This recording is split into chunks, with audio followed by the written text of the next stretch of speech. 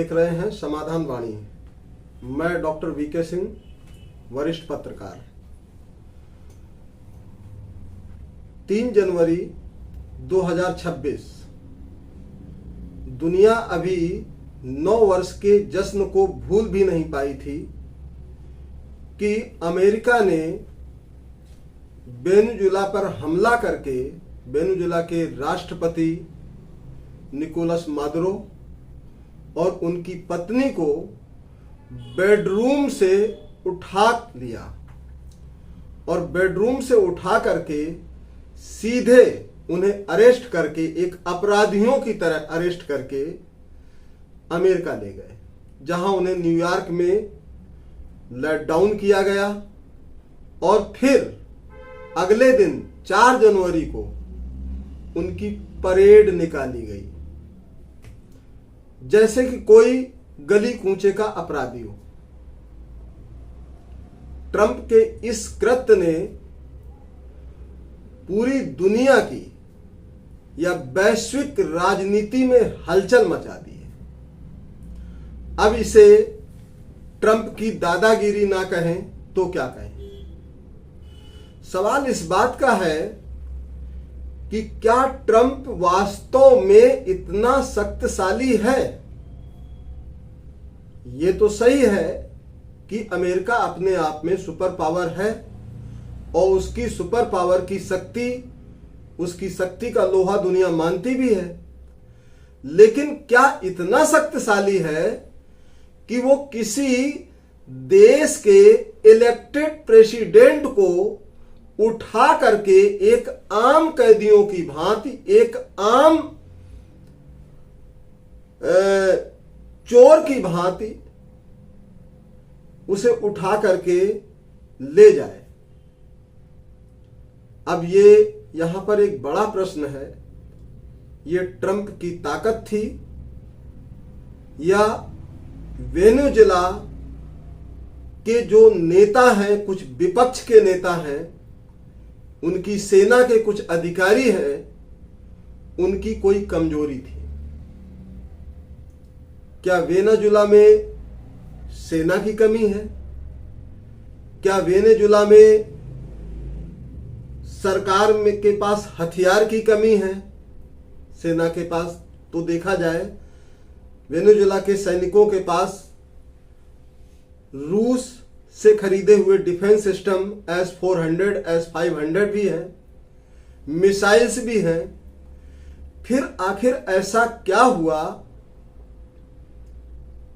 कि जो है अमेरिका की सेना ने रातों रात हमला किया और ठीक उस वक्त जब वो निकोलस मादुरो अपनी पत्नी के साथ राष्ट्रपति भवन में, प्रेसिडेंसी हाउस में गहरी नींद में सो रहे थे, उस समय उन पर हमला करके उठा करके ले गए?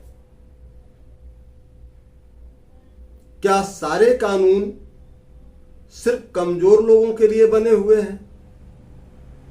यूएन चार्टर के आर्टिकल 2.1, 2.2, 2.3, 2.4, 2.5, 2.6, 2.7 का खुले आम उल्लंघन और पूरी यूरोपियन यूनियन मौन। क्या समूची यूरोपियन यूनियन ने यूएस के सामने घुटने टेक दिए हैं या अमेरिकन प्रेसिडेंट के सामने घुटने टेक दिए हैं? नो डाउट बहुत सारे देश निंदा कर रहे हैं इस घटना की, लेकिन क्या ये निंदा सिर्फ ट्विटर हैंडल, एक्स हैंडल पर रहेगी? क्या ये निंदा सिर्फ फोन पर रहेगी? क्या ये निंदा सिर्फ बयानों में रहेगी? आखिर यूएन सिक्योरिटी काउंसिल ने क्या एक्शन लिया इस पर? यूनाइटेड नेशंस क्या कर रहा है?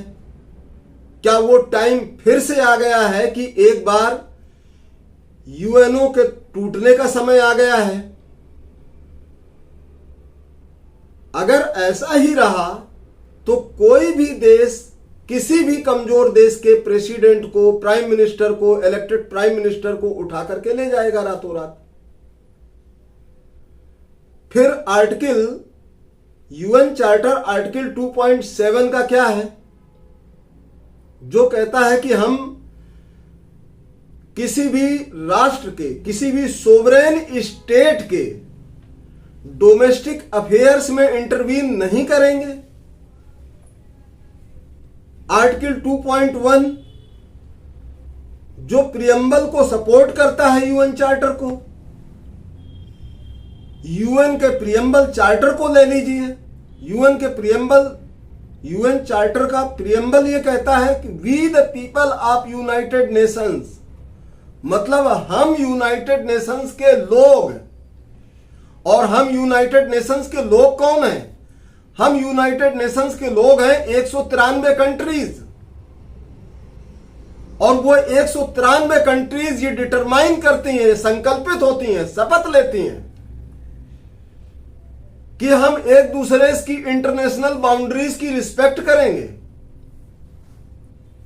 उनकी सुरक्षा में सेंध नहीं लगाएंगे और सैन्य फोर्स का इस्तेमाल नहीं करेंगे।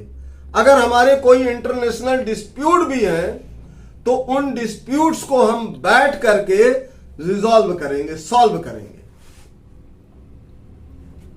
और ये अमेरिका ने उठाया भी है, तो किस बात को लेकर के? एक आरोप लगा करके कि वेनेजुला ड्रग्स की तस्करी करता है।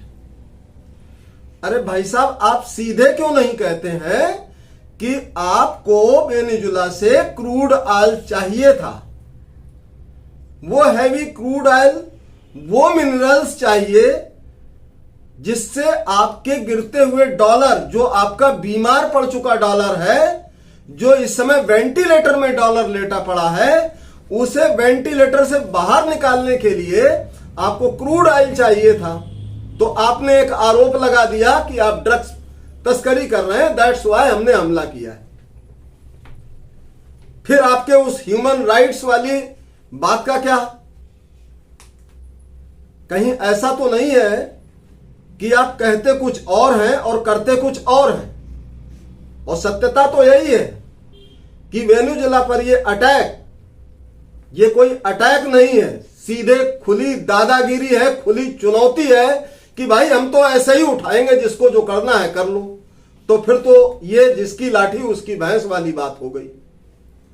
आपको मिनरल्स चाहिए, आपको जो है क्रूड ऑयल चाहिए, तो आप समझौता करते, व्यापारिक समझौता करते। और अगर कोई व्यक्ति, कोई राष्ट्र अगर तुम्हें कोई चीज नहीं देना चाहता है, आपको नहीं देना चाहता है, तो क्या आप जबरदस्ती उस वहां के elected prime minister, elected president को इस तरह से उठाएंगे आप?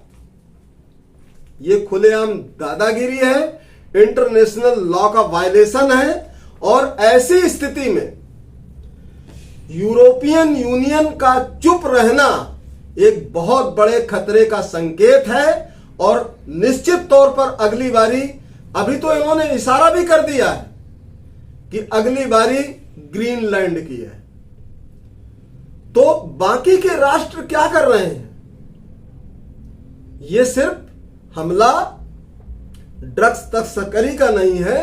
अमेरिका को क्रूड ऑयल चाहिए, अमेरिका को वहां वेनेजुला के मिनरल्स चाहिए, जिससे बीमार डॉलर का इलाज हो सके।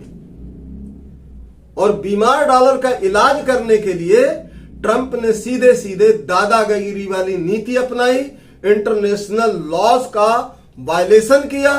और निश्चित तौर पर इसमें अमेरिका के विरुद्ध आईसीजे में मुकदमा चलना चाहिए। और इसकी जो भी डैमेजेस हुए हैं वेनेजुला के अमेरिका की वजह से, उन डैमेजेस का कंट्रोल होना चाहिए।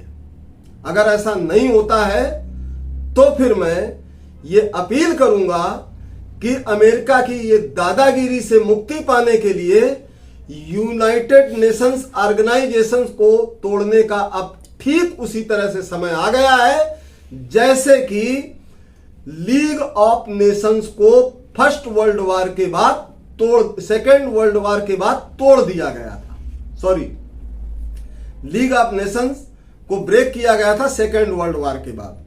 क्योंकि फर्स्ट वर्ल्ड वॉर के बाद यह तय हुआ था कि हम एक ऐसे ऑर्गेनाइजेशन का गठन करेंगे जो भविष्य में ऐसा कोई दूसरा युद्ध ना हो, विश्व युद्ध ना हो।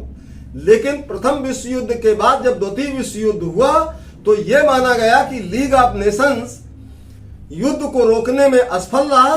दैट्स वाई ऐसे ऑर्गेनाइजेशन का टूटना ही बेहतर है। उसके बाद ये जो है यूनाइटेड नेशंस ऑर्गेनाइजेशन का जो है को इस्टेब्लिश किया गया और यह तय किया गया कि यूनाइटेड नेशंस ऑर्गेनाइजेशंस के जितने भी मेंबर्स हैं, लोग हैं, वो ह्यूमन राइट्स की रिस्पेक्ट करेंगे।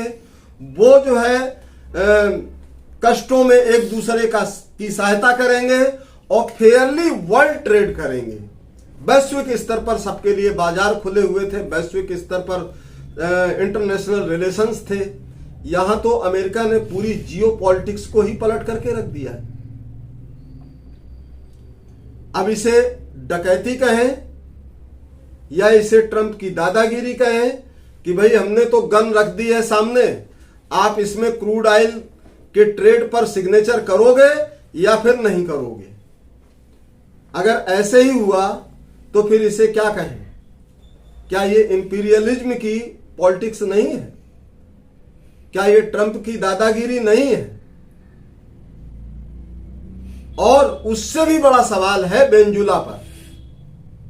निश्चित तौर पर वेनेजुएला के वो तमाम सैन्य अधिकारी, तमाम विपक्ष ठीक उसी तरीके से बिके हुए हैं जिस तरह से कभी हमारे भारत में रॉबर्ट क्लाइव ने मीर जाफर को खरीद करके बंगाल पर कब्जा किया था। आज वही कहानी वेनेजुएला में दोहराई जा रही है।